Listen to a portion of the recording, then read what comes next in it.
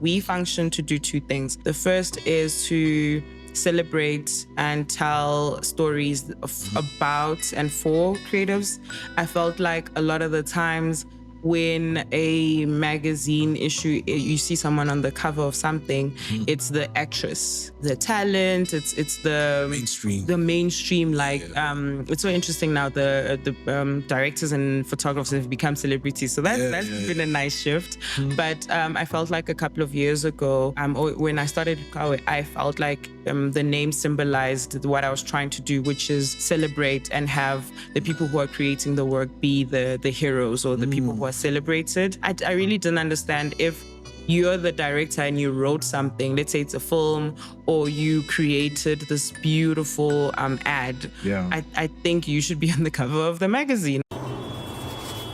Welcome to the Culture's Biggest Podcast. A podcast about creatives in and around Johannesburg, as well as those who relocate to the big city in hopes of leaving their mark within the industry. Our aim is to bridge the gap between established creatives and aspiring creatives by providing insight into the challenges faced by creatives along their journey. The podcast delves deep into the creative pursuit and offers aspiring creatives guidance on how they could turn their passions into sustainable businesses. My name is Julian Vogue, and this is Culture's Biggest. And we're live, man. Welcome back to yet a phenomenal episode of Culture's Biggest. If this is your first time tuning in, my name is Jules, the Culture's Biggest nerd. Culture's Biggest is a platform where we sit down with some of the most brilliant minds in our creative industry. And today is no exception. We have the one and only Renae Mangena from iQhawe magazine. She's the founder of that magazine. She's also a creative director, and she's here to share her journey. How you doing today? Hello, I'm good. How are you? I'm good. Thank you so much for making the time, man. It took so long. It really took long. I went to Venda, but I'm very happy that I'm here. Thank you for pulling through. Like for me personally, with guests that I really want to have on the show, I'll never give up. Yeah, I Best believe.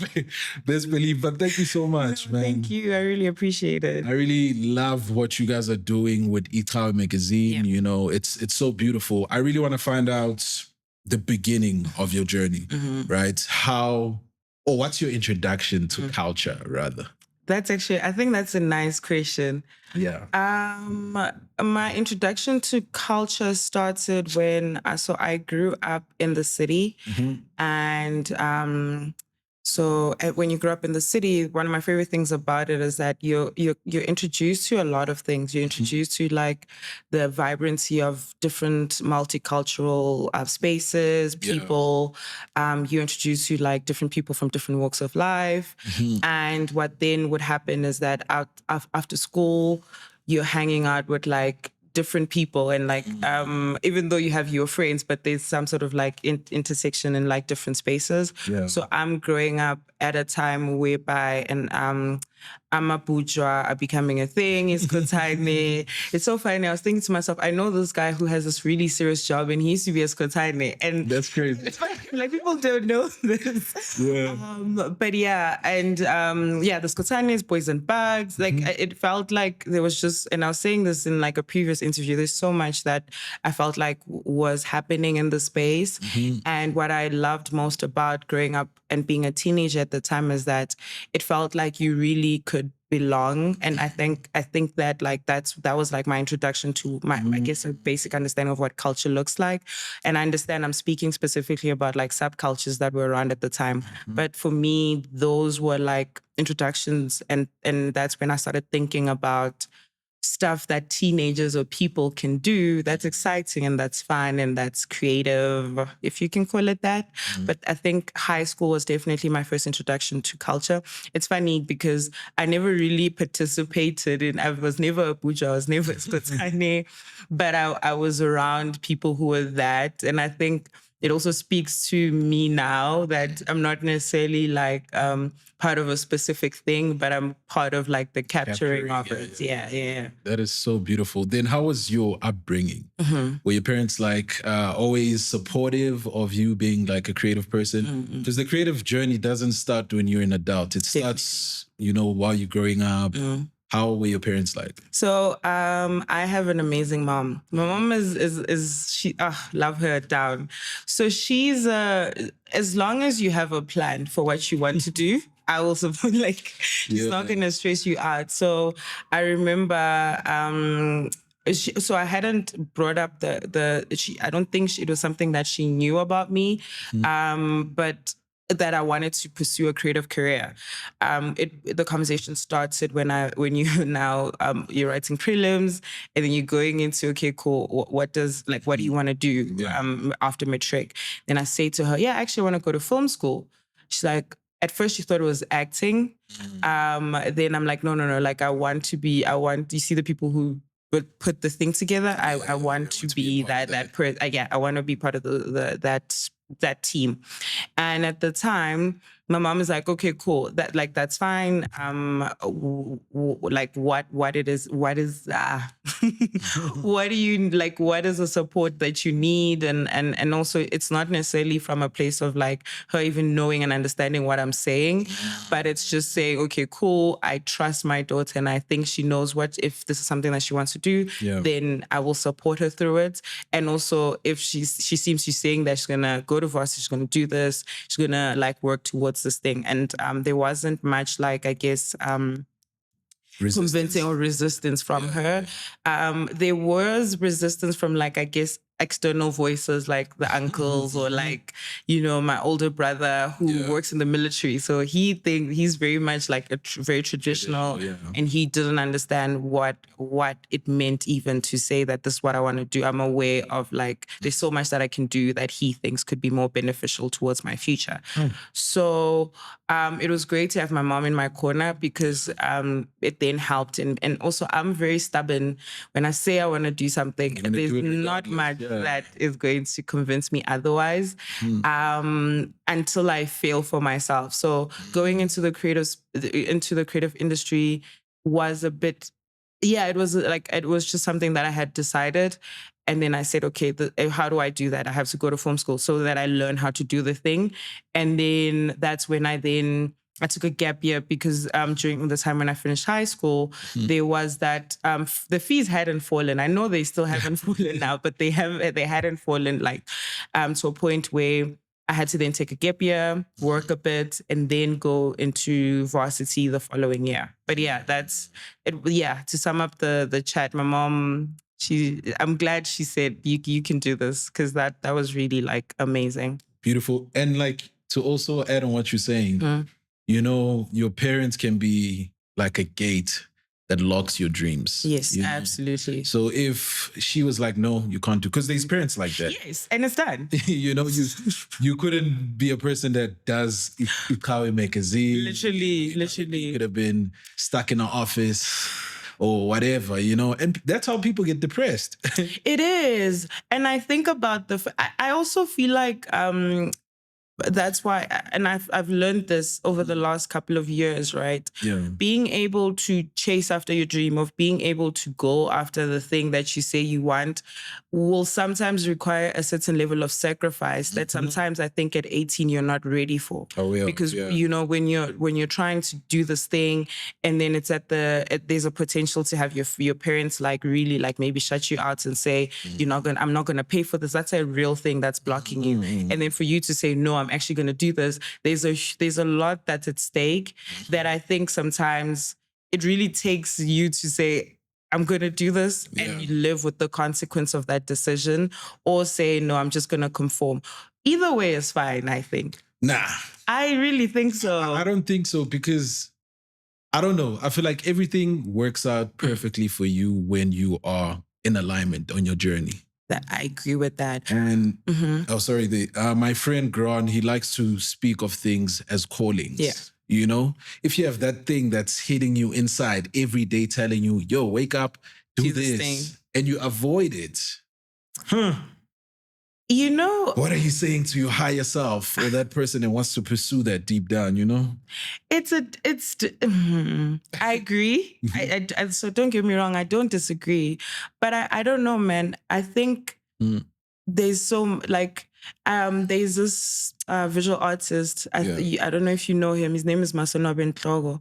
I remember one of our very early conversations after we met. He was saying to me, he was just a group chat, and he was just talking about how, like, like doing this, the dream thing is so difficult. Like it's very, very difficult.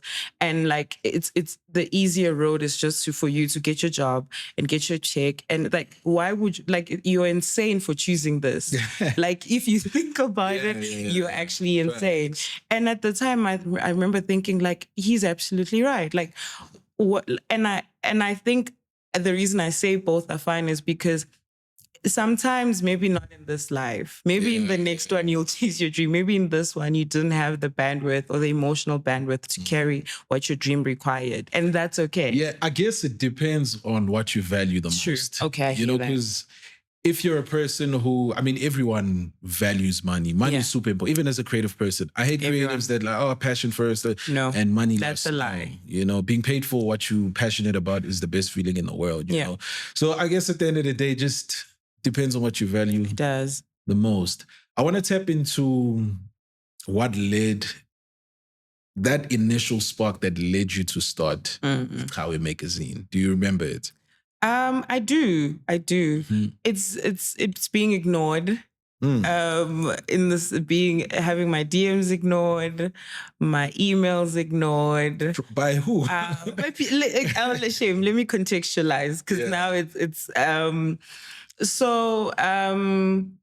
I am in varsity. I'm trying to navigate, like, trying to like break into the industry. So I'm in the film. I'm studying film, and anyone who goes to VIT will know that they're very like, what's this, like, a lot of, you study film, you study the practice, you study the you need to understand the politics of representation. It's very much about understanding the medium and also knowing what it means to create the things that you want to create. And I think that's one of my favorite things about like the VITS department film school. But sometimes what then ends up happening is that you're not getting enough practical experience, which is something that worried me a lot from like first year.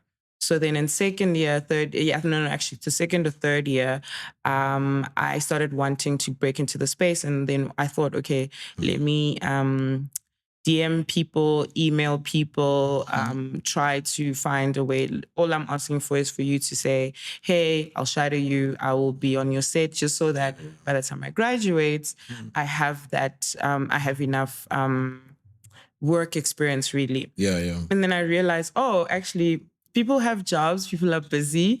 It's very difficult to break into the space because with other industries, you know how they'll have like internship programs. It's very like sometimes structured. Whereas I felt with the creative space, you really have to make opportunities come for yourself. I think it's unfortunate, but I think it's the way that the industry is set up. So I then thought, okay, cool, let me start a platform, or actually it was supposed to be a blog. Let me start a blog whereby what I'm doing is like I interview the people. So let's say you're a film director or whoever, I'll interview you, then I'm getting closer to you, but I'm also helping other people with like stuff, people like myself who don't know how to navigate the space. And when I was like, actually maybe not a blog. I felt like a blog is not going to do it. Then let me have the magazine. And I was, I always, every time I answer this question, I always say this, I am really part of those people who think they can do anything. So like, listen. So I then was like, how hard, like, it's a magazine, I'll be able to do this, boom, boom, boom, boom, boom, boom. And I then got 4 other ladies who were with me at the time. We were going to do, at first it was supposed to be monthly. It used to be monthly, actually, because at the time, I guess, was so much content that I felt like, there's that burn when you're starting something. And then I I took my Nessus money. We had a whole launch in Bram. It was packed. So when the launch was packed, I feel like that was a solidifying thing to say, actually, you know, there's something here. Because at the time, no one knew that this thing is like, it was just, we had DM'd people, we had emailed people, but the fact that that venue space was packed, there's a video of it on YouTube if anyone is interested to watch it, of the actual launch. It's it out. on a platform called Joburg TV. They came to the launch. So I felt like if I can do this thing from absolutely nothing, and I'm taking the little that I have and I'm trying to do this thing, surely if I do it long enough, it's gonna work out.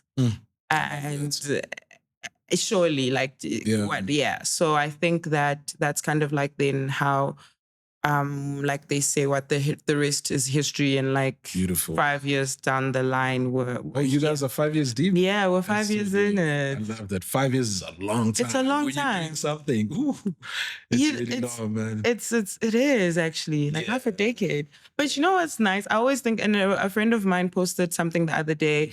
When you think about like the trajectory, his name is Nkateko Montlane. He was saying he had a conversation with someone, and they're talking about how sometimes when you think about like your career in like a child, so if a child is 5 years old, what are they doing?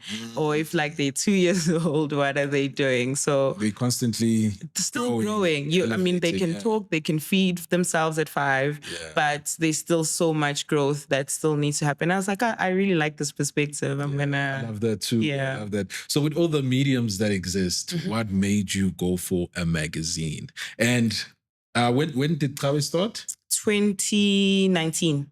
Magazines weren't a thing. Yes, weren't a thing anymore, right? That is true. So what made you choose? Because there's so many ways to kill that bird of, documenting creatives, interviewing creatives. You could have started like a podcast, What made you? Because a magazine is unconventional. I love people who are unconventional, What made you choose that medium?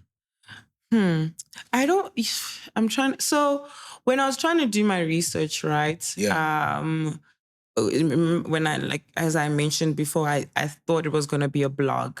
So with the blog, I felt like it was a bit limiting in what I could do, right? So I then did my research around like platform things that because I knew that I wanted text. And I wanted images, and I wanted all of this to kind of like live together. Then I thought that also I couldn't afford a website at the time because the websites were a bit like you have to have like a thing, and like even if it's free, sometimes it doesn't look the best as. So I did a lot of, and it's so funny, and I think this is why. I have an interesting relationship with numbers. So I really didn't care about like any like if so many magazines have shut down and like boom, boom, boom, all these different things. But I just cared about the fact that this is the best way for me to package this thing that I say I want to do. So when I was looking online, I realized that there's a platform called Issue, where there's like thousands and thousands of digital magazines that live on there, and people are reading them, and I didn't know about them. So then I thought, surely there are other people that don't know about this platform in South Africa. What was nice about that particular platform, the magazine, it looked like a physical thing, but it's digital. So even when you flip through the pages, and I was like, this is fantastic. And then I was like, okay, cool. This is funny enough at the time, because the team was still quite small. I couldn't then get like an illustrator to then put all of that together. So all of this is happening on Canva. Every time I speak about iQhawe and its inception, I must always give a shout out to Canva, because like shout out to Canva though. I think we must always just take a moment to just say thank you. I forgot the lady's name who started it, but I am grateful, and I'm apparently this is a side note. Apparently all her employees became millionaires this year. You're actually lying. That is so huge. Yeah. But it makes sense. Like Canva has replaced your conventional ways of creating graphics, compiling a digital book, and all of that. Anyone can do it. My thing is, and I know that the illustrators and everyone whose like job it is to put this together, like, they bash Canva, or like, I know sometimes it doesn't get like a good rap, right? But I feel like accessibility is important. And efficiency. And efficiency is important. Why am I spending so much time figuring a thing out that I can do in a minute? And it's with a template. It does, at the end of the day, it does the same thing. Guys, we drive into the same destination. It really does. And there's no reward for suffering. Yeah, that's so, right. That's but what was I saying? Yeah, so the reason I was mentioning the whole thing about numbers is because in doing my research, not once did I consider like thinking about the fact that like the industry is dying and there's so much. It was not something that was part of my brain. Like I wasn't thinking about that. All I thought about, this is the best output for the product and this is what I'm going to do and this is how I'm going to do it. So the thinking around the business model, I think, came 2 to 3 years after that, when now I'm going through business coaching and business and entrepreneurial workshops, and they're saying, oh, okay, so how are you going to make money out of this? Because for good like year or two, all I cared about was just building and perfecting this thing. Yeah. Those are like some of the most important phases. I feel like that a lot of creatives, they rush to monetize, whereas you haven't figured out what you're even doing. You know, I completely agree with that. Yeah. I am really of the and I really am of the belief that you and I get it's a complex thing, because sometimes it takes money, and not even sometimes, it always takes money to do something. Yeah. But I really believe that it's important to really like takes time to figure out the thing before you even think about how could I make money out of this thing. I love that. How about let's build the thing. Let's see how it looks. Let's figure it out. Then after we know, these two things can happen simultaneously. Yeah. But I think I agree with you. Sometimes it seems to be a bit of a rush lately. Yeah. And I get it. It's tough trying to survive. Yeah, that is facts. I think the name iQhawe is so interesting. In Zulu, that means hero. Yes. Right? Yes. What's the significance of you choosing that name specifically? It's so funny. Or it's not funny, but vendor people think I've betrayed them, and by vendor people I mean my mom, my family. I don't think they understand why I chose a Zulu name. But growing up in Johannesburg, I used to speak Zulu. I still speak Zulu a lot. So I actually did Zulu as a second language in high school. That's just a fun fact. But to answer the question, I was trying to. I thought about like what it is that I wanted the platform to do. So. For anyone who doesn't know this, we function to do two things. The first is to celebrate and tell stories about and for creatives. I felt like a lot of the times when a magazine issue, you see someone on the cover of something, it's the actress, it's the talent, it's the mainstream. Like it's so interesting now. The directors and photographers have become celebrities, so that's been a nice shift. But I felt like a couple of years ago, when I started iQhawe, I felt like the name symbolized what I was trying to do, which is celebrate and have the people who are creating the work be the heroes or the people who are celebrated. I really didn't understand if you're the director and you wrote something, let's say it's a film, or you created this beautiful ad. Yeah. I think you should be on the cover of the magazine, or you should be the person whose story we're telling, and we're trying to understand what it is that informs who you are.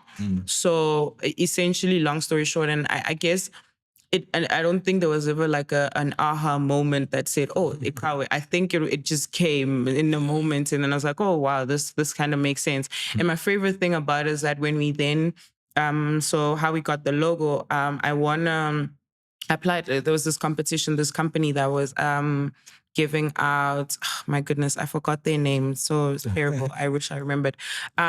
They were. You could win a brand CI for your small business. Yeah. So I applied. Told them what at the time. I explained what the platform wants to, what we aim to do, and then they took the name and made it the logo, which I think is so great, because whenever you see the name, you see the logo, and our brand is consistently being seen through not just like maybe it could have been like a Q or a symbol, but I like well, for now, maybe I could change my years by year. I could change my mind at year 10 about the logo, but I love the fact that, love that. So I love that the name symbolizes the logo as well. So you're always seeing that. But yeah, that was the thinking around the name. That's beautiful.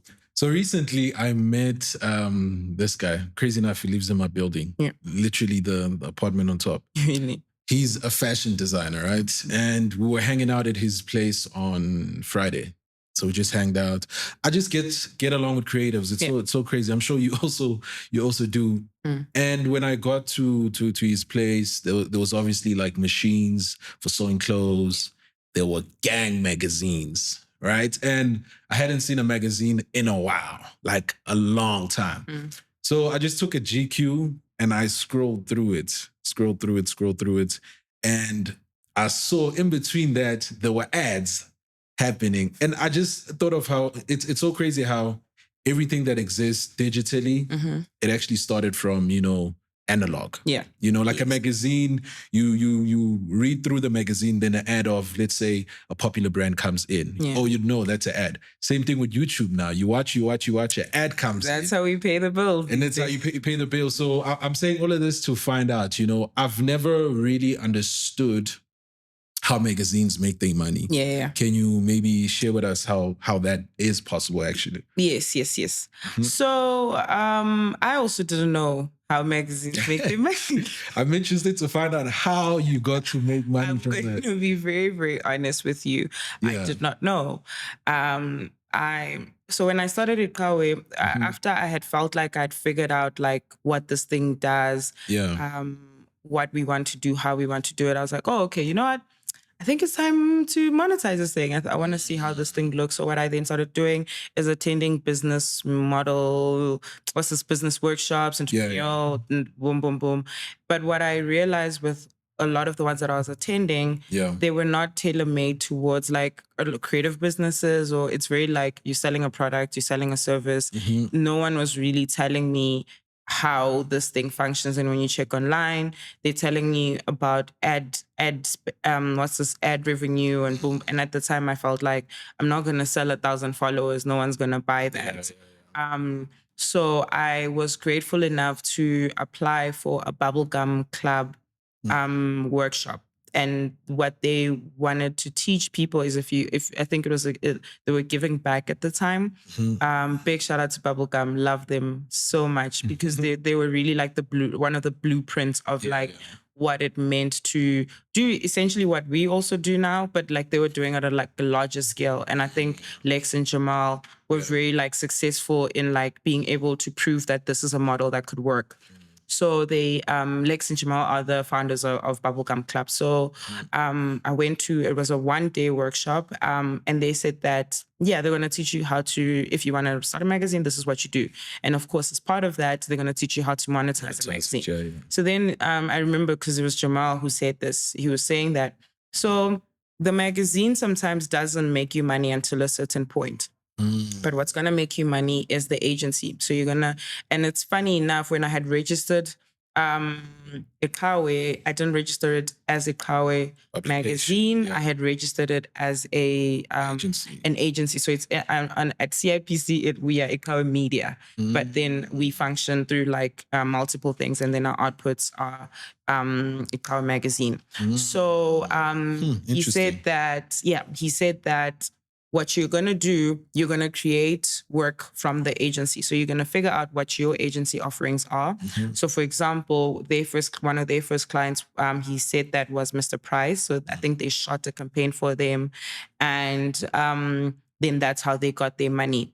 So what that looks like is the agency exists as its own function. So our agency as iQhawe Media, we offer event production, we offer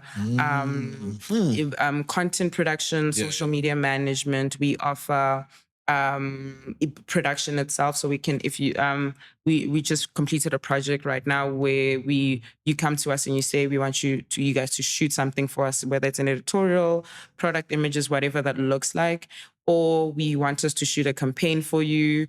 As the agency has grown now, we now also offer PR, we offer guest management. There's quite a few things that are tailor-made to suit specific client needs. Depending on like what the output is. So that's kind of like a breakdown of our services. They've grown over the years, but when we first started, a lot of that was just content production, event production, and I think production itself. Beautiful. Yeah, so that's how we exist as an agency, and that's how we make our money. What's been nice is that people see what we do for the magazine, and then they want us to do for them, even if it's not going to live on the magazine. Yeah. Then the magazine itself makes money. We make money. So we're a bit precious about ad space because, and as someone who also used to consume magazines quite a bit, especially when I was starting out, that's why I really liked the format of issue. Is that I hated the ads, but I liked sometimes. I have an ID magazine print in my apartment, and what I liked about that one is that it's the one with Billie Eilish.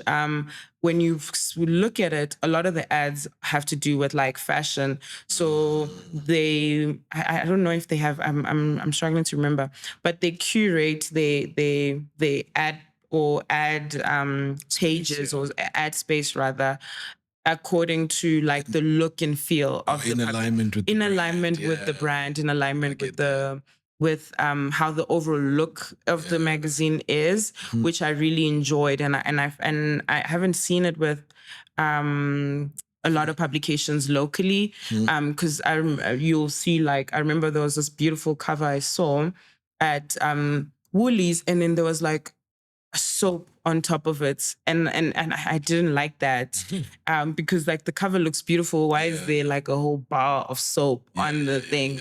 So what we then like to do at iQhawe is for what we do is for all the stuff that if we're going to print out, we've only done one print. If we're going to print out a thingy, an issue, it has to be whatever ad space we sell has to be in alignment with what we're trying to do, because we want to ensure the integrity of the product is translated, and we want to ensure that the look, we're very big on aesthetics.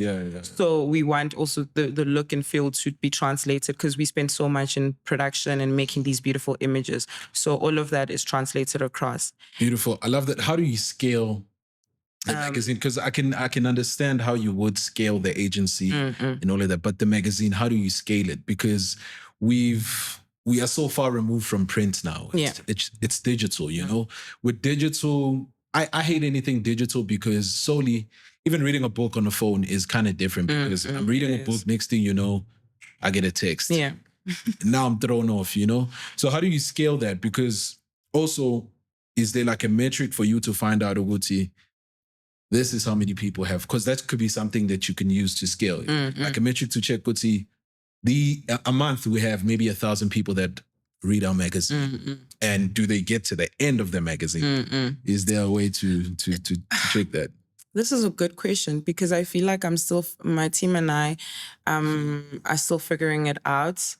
Anna, who's my business partner, and Tlingiwe Kwai, who runs our operations. what we realized, and I'm trying to remember what year it was. Oh, I think it was when Anna and I were, before things joined the team. Yeah. We were fighting for our lives, really trying to understand how ad revenue works in South Africa. Yeah. So if I have 1,000 followers, what does that mean for a magazine? And that stuff you won't learn anyway. So you kind of then have to figure it out yourself, to be quite honest. So what we then started to do when we would work projects that maybe eyeballs are eyeballs, whether you're an individual or whether you're an entity. I mean, with sometimes it becomes different, because when we started having events, we realized there was a link between our digital audience and our physical audience. But the reason I'm saying eyeballs are eyeballs is that when you then work on other briefs and you find out that, oh, influencer A is charging boom, boom, boom, or 50K followers are considered micro, this is what this means. You start to understand those numbers in relation to your numbers. So that's really like, I think, how we were able to understand. So if we're at 5,000 followers, we are able to, we have 5,000 followers, but of that 5,000, we have 1,000 people that are engaged. But someone has 50,000 followers and they only have maybe 20 people that are engaging with their community. Because there is a difference between an audience and engagement. Exactly. A lot of platforms, that's why I'm not a huge fan of things that do crazy numbers. Solely, maybe because of something that's trending, right? You can be a person who has 1 million followers, but your engagement is like 100. Yeah. Be a person who has 100 followers and your engagement is 50. Exactly. So that 50 means more than so, and that's why we then and my business partner, what we started doing is trying to figure. We used to go to a lot of events, and we also started hosting our own events because we needed to understand who are the people that are engaging with our content. And I think when then brands started wanting to work with us, they knew us outside and they knew us digitally. So that means now we have these true, strong strong offerings that we can provide. We host events. We also have a digital platform that's engaged. And therefore, this is how much that we're going to charge for this. And I won't lie, for the first couple of, because I remember our first paid article, I want to give practical an example so that I answer the question effectively. I'll give 2 examples. Our first paid, or I'll say sponsored issue was paid for by Fagugesi. So for anyone who doesn't know, Fagugesi is a platform. It's a festival where they basically that happens at Timulong. It's for animators, basically like animation technology. If you're doing stuff within that space, but they have like these panels, there's workshops, boom, boom, boom. So at the time, the festival director was Dylan Peary, founder of Creative Nestling, and he really liked the platform, and he said that he wanted, as part of like the outputs, we would cover the festival. So as part of that, we would do a story on him, what he's doing within the space, cover the festival itself, and also cover some of the key voices within that time when he was running it. So Nandi Lepu was curating the music element of it. There's also like music as part of the festival. So he then says that we have to let him know how much we can charge for this. And at the time, I think we were paid 10,000 Rand for that job. Yeah, it was 10,000 Rand. And that was the first job? That was first sponsored issue. Because everything else had been free prior to that. So and at the time we thought 10,000 Rand was like enough, right? We thought it was going to be a lot of money, and it's not. All of it went to production because you have to book out a studio. There's you need to get equipment. Literally, we and then there's catering. We made nothing from that first client that we were so excited about, and then now fast forward into 2025. What we then now know is we need to be able to cover all production expenses, right? So you're covering all your production expenses. you then have the agency fee that you keep as a company. Some people make it 20, some people make it 15, some people make it 5. It really depends on like you and your business objectives. And then after that, you need to be able to be strategic about what the outputs are. So you're not selling too much and then you're not making enough from it. And then also being able to communicate to the client what the concept is going to require, so that when now they're being sent X amount for this, then it makes sense where their money is going. So that's kind of like how we're able to like figure out like how much to charge for this, understanding the very what you need to be able to make this thing happen. That's so from. Then another example was we Feel Good series was having a listening party. We had been acquainted with Nandi Lepu, and she had invited us. So we went to the what's this listening session, and then it was with Joda Hosi. So we had done an interview with Joda Hosi, but it hadn't been published. So we're like, oh, we see that you were trying to publish and you're trying to promote Pantone, or not Pantone, what's this Feel Good series. So how about we have like a paid media partnership and then we have it be a Pantone thing. Nandi said yes. And then that was our first sponsored article on our platform. Beautiful. So what I think scale, and that was 2,000 Rand actually. So scalability for us has really been about trial and error. But I think what's helped us is being able to understand maybe like the value of the thing that we're bringing and being realistic about like what the client is also getting, and then knowing also our the value that we are also bringing as an entity. I love that. But to be quite honest, it really has been like sometimes vibes. And I say vibes in the sense that we're like, okay, cool. Does this make sense? Like really like, or does this not make sense? If we did this, will this make sense? And also really asking from like other like industry people. If I think also Dylan was quite fundamental in helping sometimes structure that, because we were working on another project which we never were able to fully execute, but like in those conversations he was kind of like breaking down some of the things that we need to know and consider. I love that. So mentorship vibes and knowing your platform, to sum it up. Beautiful. I love that with both the stories you just told me about. I'm realizing a pattern: networking. That is true. You know, for you to get all these paid that is actually true. adverts, you know, you had to network, you had to be That out is there. true. As a person who's doing something, a creative person, especially something that involves other people, you know, it's a platform. How important is stepping out the house? Listen, till this day, I'm stepping out the house. And I think I'll know that like my time is up when I no longer have the urge to leave the house. But I'll tell you what, and I think this is another thing that I think helps, that it's the two of us it was the two of us. So what we used to do every single, if it's free or if it's paid, we're coming. We are going to the thing. Like it doesn't matter. And at the time, her and I had full-time jobs. So whether it's a Wednesday, it's a Tuesday, we're going.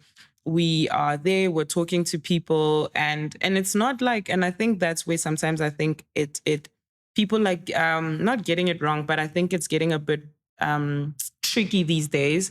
Where when we were talking to people, we were not necessarily saying, yo, my name is Renae, I do this thing. But no, we were more like just getting to know people in the space on a human level, talking to them about stuff. And then should the chat about what you do come up, then we talk about it. Then it's like, oh, actually, I've seen this on Instagram. Oh, that's dope. That's really fantastic. That's amazing that you are familiar. Love that. But I think that there's a bit of like a thing with where people feel like you're trying to get an opportunity out of them simply because from the moment you say hi, you're like, oh, boom, boom, like this. Tell them what you want. I think that's a problem. So Anna and I were honestly really like, and with Nandi Lepu, how we got to meet her, she was one of the mentors that the mentors for the entrepreneurship program that the Goethe Institute was running. So Anna was attending on our behalf because at the time I couldn't come because of work. So that's how we got to meet. And then we see her outside. So then it's easy. There's an easier like what do I call it? Like there's an easier into the thing because you're not trying to get an opportunity for this person. They've met you in a different context. Now you guys are going to have a conversation. With Dillian, I used to go to a lot of creative nestling events. Like whenever they're having a panel, I'd go there. And then when I met him, it wasn't like, oh, Dillian, give me this, or like this is what I'm doing. Genuinely not. It was like, he was like, oh, I like what you guys are doing. Then the progression of the relationship then developed from there. That's beautiful. So I think that I support going outside. I really think that it's important that you network and you meet people. But I think that there's a way of like doing the right way, which doesn't leave someone feeling like, like this is another Johannesburg streets conversation. This person is trying to get something what from you me. said is so important. And that's like a key to how to move in the streets. I think so. You know, because even me, sometimes I remember some of the people that I meet that are, phenomenal. Yeah. At first I had that thing of me. But you actually realize those people have 100 other people that want the same thing from them, So you coming through with like a genuine feel. Yeah, let's have conversations. That's super, super important. Let's just talk about stuff. How about that? That is facts. I want to find out, running a magazine, starting a magazine, succeeding in creating a magazine, it's not easy. No, it's not. What are some of the challenges you faced while running this magazine? And trying to make a living off of this magazine, I don't want to just speak. I think the biggest challenge that Anna and I have faced is so there's this thing that happens, right? So when you are from a certain economic background, right? So like you have access to maybe like money. So should you need anything? So if you call up someone, you're like, hi, can you please help me? I'm trying to shoot this thing. There's resource available. There's money. It's easier to navigate.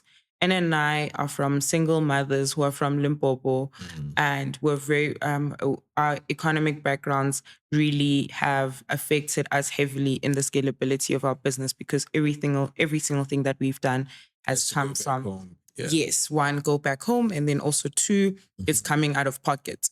So for iQhawe started making us money about 2 years ago. So for 3 years, Anna and I promise you, and I think that when you say that, you're lying. That is the honest truth. So every month, her and I were taking money from our salaries to fund the things that we wanted to do. So if a shoot is happening, you're gonna pay your rent, you're gonna boom, and then okay, let's take 5,000, and I'm gonna take my 5,000. We're gonna put it together. We're gonna make this shoot happen, or we need to buy this. This is how much we need for that. So.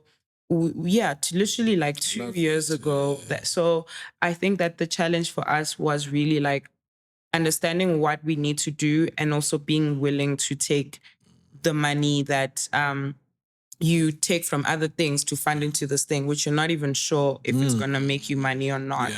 And you're just hoping that you're investing into something that makes sense.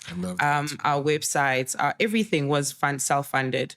And I think that that has been a challenge and is still a challenge because when you're running a creative, an agency or like a business that sometimes is not necessarily based on products, there are times where it's a bit quiet and you need to plan ahead for that. Or briefs maybe are not coming in as frequently as you would like. Yeah. Which is what we find ourselves in right now, Yeah. and being able to still keep afloat as a business. But I think a lot of it is really is rooted in the fact that we're doing this as like just two young Black girls who want to make this thing a success. You guys are killing it, man. Thank you. But yeah, thank you so much. But like, I really think that my money, because everything else I feel like is a bit of an easier solve. I say that because to develop your product, you do it yourself. Like you sit, you work through it. And even some of my other friends who are also like running businesses, they talk about the same thing, money. And I think that it's such a blessing to be able to have all of that and then still do what you want to do. I see it more of a blessing because it teaches you like so much of what you need. That means that whether you have 1 million or you have 5 million, you're still going to be fine because you've kind of like learned the fundamentals of understanding money and like the lack thereof. Yeah, I love that so much because what you said about you started making money 2 years ago, right? So that means on year 3. Yes, year 3 after. Which is so crazy. Google said the same thing about her journey. Literally. Like, that's to tell you guys that it takes time. It does. My takes time, you know? had said businesses sometimes start at year 5. So if you can make it at year 5, you can make it for the next 100 years. Apparently. That's beautiful. And you're in year 5. I hope. I hope. I pray and I hope. But that's the thing. You've laid out the foundation. Yeah. You know, it's a thing that exists in the world. By Lonster, when I interviewed him, he told me something like really important, and I sat down and I thought about it, about how when you create something, it's your responsibility in the world. Now, to nurture it, take care of it as time goes, you know, because as soon as you stop taking the responsibility, nurturing it, it's gonna die. I completely agree with that. Yeah. I love what Lance has built with the weekly touch up. What I love about it, and I think he mentioned this when he did the interview, and I think also Kuku as well, building a thing really requires a certain level of consistency. It's like gym. Yeah. It's like gym, it's like working out. It's like a lot of it is not in the big moments, but like in the doing it every day, in the doing it every week, I love that. So I think that was a beautiful thing that I took away from what Lonzo was saying. Like consistency, I think is right up there. That's proper. So I want to talk a little bit on entrepreneurship and leadership, right? Yeah. What makes you guys want to be a female-led media agency? Outside of the fact that we're just female and of course, of course, yeah. So let me think how to answer this. How best to answer this. It's also okay to say, "Nah, we don't love men. Men are trash." Yeah. There's everyone in the comments. I think so. Here's the thing for me is quite simple. And it's funny because it goes back to generations.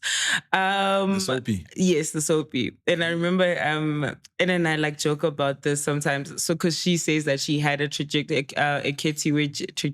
where she came in, because she was first, when I asked her to join, she was supposed to just be a social media manager, went from social media manager to vice editor. Then she's now business partner. But I'm saying, so she's like, she had like Ketiwe from generations, that has been her trajectory. But for us, I'm saying that it's linked to generations because I felt like what was so beautiful about the soapy when we were watching it back in the day is that it was so important to see young Black people in media. And like doing it well is really communications. It's beautiful. There's that lift. There's like shareholder meetings. It's stunning.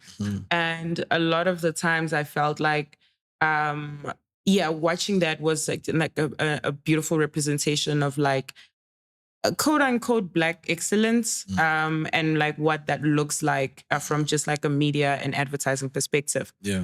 So I then think to myself, then I think it's then important that there are more Black women who own media agencies, particularly who are young, who are Black. It's Black founded, it's Black female owned. Yeah. There isn't there isn't like a board of directors that are white, or there isn't like other people it's literally just the three of us. And that's important because it then it re-emphasizes or there's a narrative that needs to be like cemented, which is the fact that you can be from Hillbrow and you can be from Limpopo or Pretoria or wherever as a young Black girl, and you can make your thing, and you can do it well, and you can do it in a way that like sometimes exceeds your expectations, and there is space for you, and the pie is big, and there's so much that we as Black women can contribute. One of my favorite agencies in South Africa is a Black female-owned agency called Think Creative Africa. I interned there as when I was in my final year, and it's also run by 2 female founders. And I loved that because they are Black women, that's why the agency is that excellent. Like that is how they think, how they view the world, how they run their business, how they communicate with their employees. There's a huge understanding of the nuance of like existence and like existing as both women and Black that they carry into the business. And I think that's something that Anna and I are trying to do. That's beautiful. For the fact that the magazine means iQhawe, and a lot of people, when you say iQhawe, they probably think of a male. You know, and you guys are female-led. I like that. I've never thought of that. Yeah, so I like that. I just think that it's so beautiful because women are heroes. Yeah, they are. In all aspects of this life thing, you know, like females in my life are like the best thing, you know, more than the men. The men, obviously, but because I'm a man myself, I just appreciate the woman. The woman, yeah, and the part they play in my life. Yeah. What's the next 10 years for iQhawe? What's next? What do we see? What's the vision? You know, it's funny. I think this is the most difficult question to answer out of all the questions you've asked me, because I think if you had asked me by year 1 what year 5 looks like, I don't think I would have said, I could have imagined this. Yeah. You know what I mean? Is it better maybe to ask what's next? Yeah, maybe what's next. Because I think, and I'm not just to go back to your question, I'm not necessarily saying that we don't have plans and visions and all these different things, but so much changes, man, and so much becomes different things. And like, we as people start thinking about... You also evolve as a person. And what I love about things and myself, we're very like... we understand what we're trying to do, but we're very open-minded to like literally like making it anything. And I think that's the nice thing about owning something. You can wake up tomorrow and say, oh, actually, we're done with the creative space. Not that we're going to do that, but we now want to focus in the engineering space. What are the engineering guys doing? Yeah. But to answer the question in terms of what's next, we are working on a couple of projects right now, but the 2 biggest that we're super excited about is our second print issue. We did 1 print, it sold out, it was successful, so that gave us the confidence to say, oh, actually people are still buying magazines. Do you have a copy by any chance? Yes, I have one. I should have brought it. Damn. I should have, like, because now there's literally 3 copies left in like everything. Can I buy one from you, please? You can buy the one that I own. You can buy the one that we're dang. that we're creating now. I love print so much. Me too. So that we're working on our second print. We're going into production soon, and what we are doing is like trying to raise money for that, because all of it is happening in-house. So we're going to be doing like a bunch of activations and stuff to raise money towards good. And this is exciting me because this is our first one that we're doing with like creatives from 3 different cities. So we're doing Durban, Cape Town, and Johannesburg. So you guys have to go to those locations? No. We're going to find a way maybe to bring them in, because I get it, we'll have like a set, and I think, but we're still working around like proper like details around that. But what we're realizing, or the importance of us now branching into different cities is because we're realizing we have communities there that we need to be able to cultivate and tell their stories. Because even though we're Johannesburg based, when we went, we did a collaboration with Durban. Yes, with Spotify, and people are like, when are you guys coming? So we're using small ways and like ways in which make sense for us also, because we are still growing. So some things may not be possible, but small ways in which we can. So yeah, the 14th issue is going to be really big, if I do say so myself. So the 14th is going to be print. Yes, it's going When is it coming out? So I don't want to say things and then now it doesn't happen. It doesn't happen. But we're planning to have it be ready by first quarter of 2026. Okay. So using the next couple of months to plan and go into production. But we're similarly to what we did before issue 13, we're gonna be having pop-ups. We're gonna be doing a lot to make sure that as much as we've created the product, but the product lives in like the physical and people are able to engage with the product. Yeah. So that's like the big. How expensive is it to do print? To do print outside of production. Yeah. No, like the whole thing process of. So depending on your concept, you're looking at spending anything between 150 to 200,000. And quantity-wise, how many copies? Also, that's another thing. So our previous issue is quite thick. It's like a coffee table book.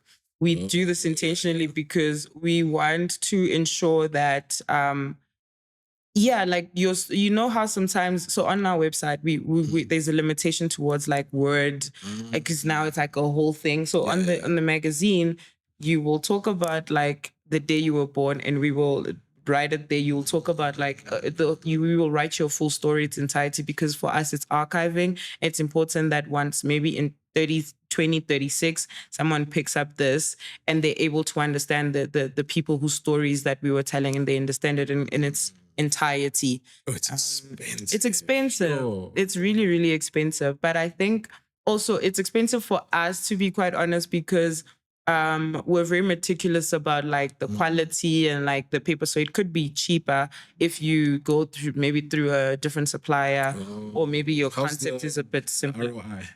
So the arrow for it, like in terms of like money, how much if we're making this back. Yeah. So it really depends, right? So with the previous issue, we were able to make, we just broke even. We didn't actually make profit from that, from the previous issue. We just were able to make back how much we had spent. But what was great about it is that you're able to test out the fact that there is a market for this thing, and then you know how much it costs, and then you're able to then execute the next one better. So that's very important for us. I mean, obviously, I'm a purist at heart, so I'm for print, right? When it comes to digital, do you guys also charge to get the copy? So wait, what do you mean the digital thing? Subscription base, yeah. No. So what we do is so our year's divided into two. So the stuff that anyone who follows would have seen, we have the stuff we did with Devin Gogo, Casta Semenya. That stuff lives as, we call them digitorials. So it's like a online cover that lives as an article, boom, boom, boom. With the print itself, the output will be the print. And then we will have maybe like digital content via video content that's used to promo, because all sales need to go towards the print essentially, because that's the one that we're selling. And then the assets that you'll see on the website will be driving traffic towards selling of the print. Love that. Yeah. When we started this conversation, you spoke about being a person who grew up here in Joburg. Yeah. Any creative that does well in Joburg, you know, it has had sort of like an influence in shaping them into the people they become, into how they, you know, express their creativity. How has this city shaped you as a creative? That's a good question. I don't think anyone has ever asked me that. That's a good question.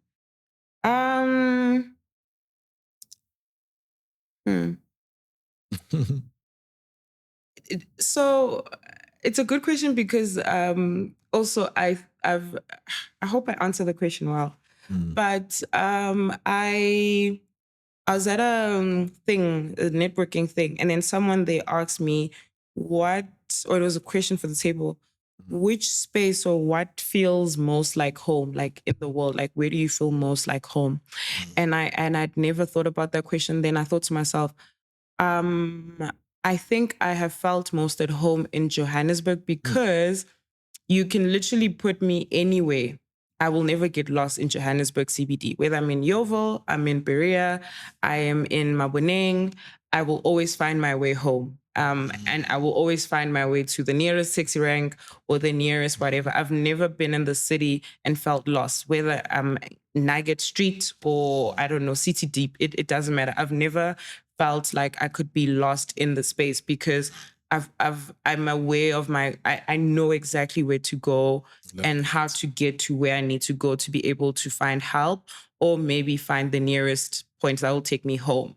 So then when answering your question, I think what that growing up in the city has helped me in terms of thinking and making it deeper than rap is that I don't think I'll ever get to a point where I'm so far gone in this city or in this life that I can't go back to where I need to be. And I think that helps me in doing anything. So I'm able to allow myself to get lost. I'm able to allow myself to do this thing and figure it out until then it gets to a point where I'm like, oh, okay, cool. This is, I can always come back and I can always find my way home because the city, the city has, it frames my perspective of the world because of that. Like and I know it's such an interesting thing to say because so many people get lost here, especially if you didn't grow up here. But I think for me, that has been something, and that has been something that has helped me in thinking about the city in relation to myself, because the other stuff I think is more from like being an observer, the whole thing about like cultural trends and like all the city that has to offer. But from a personal lived experience, I think it's more that perspective. I love that. I love that. The final question Okay. of the podcast, the most important question is, what does culture mean to you as a magazine founder, someone who's so involved in culture so much? I'm interested in finding out, what does culture mean to you? How are we defining culture? I know, but I'm curious. How are you defining it? Is it in its just entirety as like what it means to you? Okay. What does culture mean to me?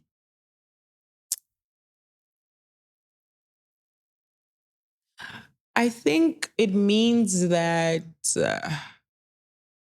this. I don't want to just speak, so that I'm having a difficult time thinking through it. So I was interviewing someone, and they were saying that they feel like there's been stuff has been lost. So these days you don't see the vibrancy of like the stuff that used to exist back in like 2000, the early 2000s, and like I guess late 2010 to 2017, with the emergence of stuff constantly happening. And they're saying that they feel like that's not happening anymore. And I said, I completely disagree. Because I think that what culture means to me, what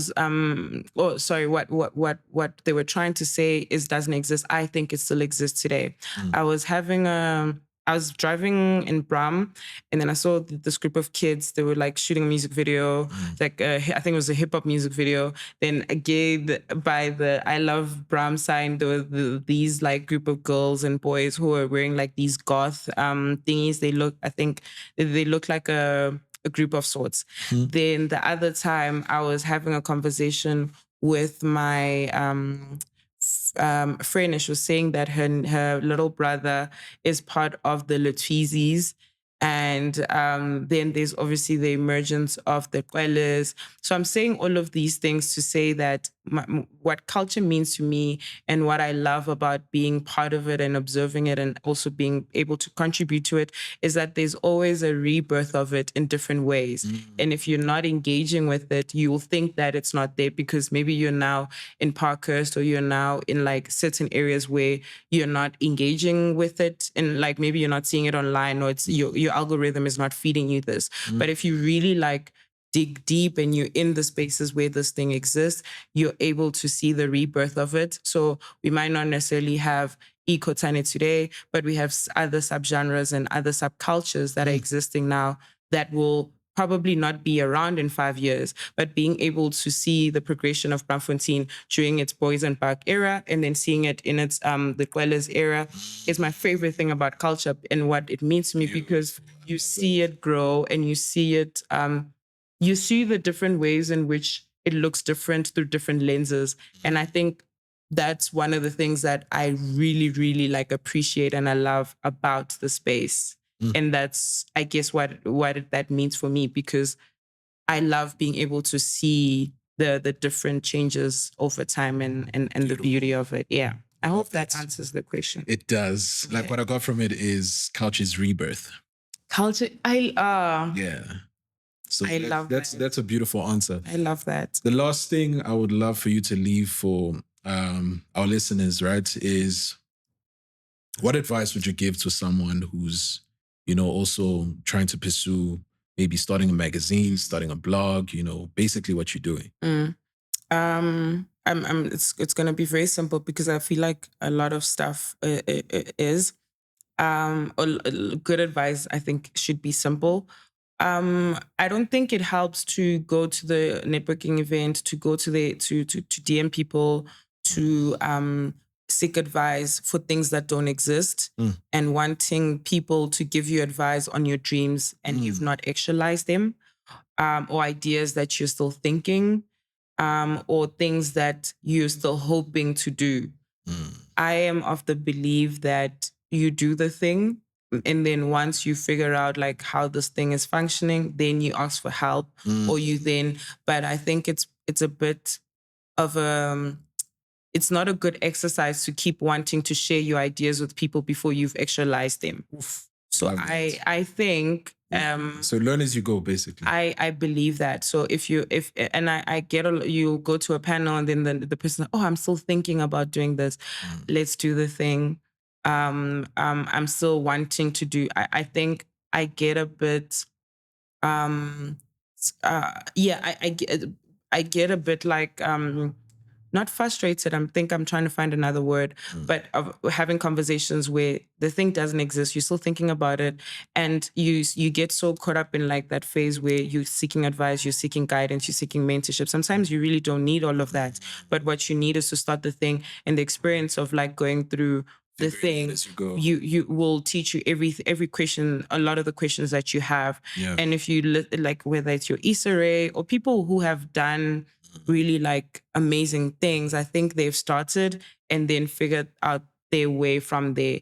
But I think I experience it a lot with like creatives where you want some sort of validation for your idea, and I'm a bit anti-validation sometimes because I feel like I don't think you need it. I really don't think so. So really like to keep it simple. My advice is just that do the thing and then do the thing and then let the thing teach you what you need to know about it. And then when you see that, oh, I'm not able to figure this thing out, then maybe ask other people or get mentorship. Yeah. Beautiful.